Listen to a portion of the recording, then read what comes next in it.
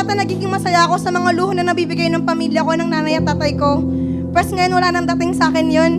Kasi para sa akin, ang yaman na meron ako, una-una yung pagmahal ng Panginoon na meron ako. Pangalawa, yung community na meron ako. Pangatlo, yung suporta ng pamilya na tatanggap ko. At syempre, kung sino yung clan na kaharap nyo ngayon. The reason why I stand here strong is because naniwala lang po ako na ang lahat ng pangangailangan ko sa bawat minuto, bawat segundo, bahit anong problema o saya na dadadarin ko, ay ang Diyos ay andun, kasama ko, aakayin.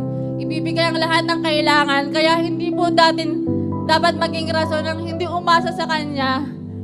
Dahil ang pagmamahal ng Diyos ay hindi mauubos at ang pag-asa na yun ay dapat lalong tumataan. Huwag po tayong magsawa. Huwag tayong magsawa sa pagdarasal.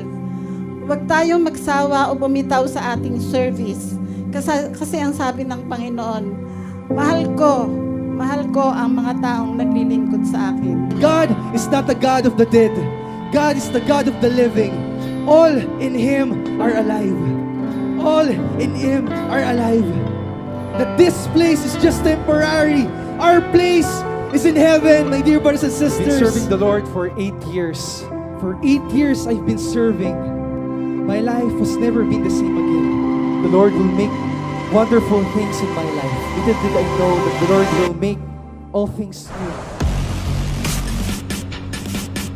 Wow.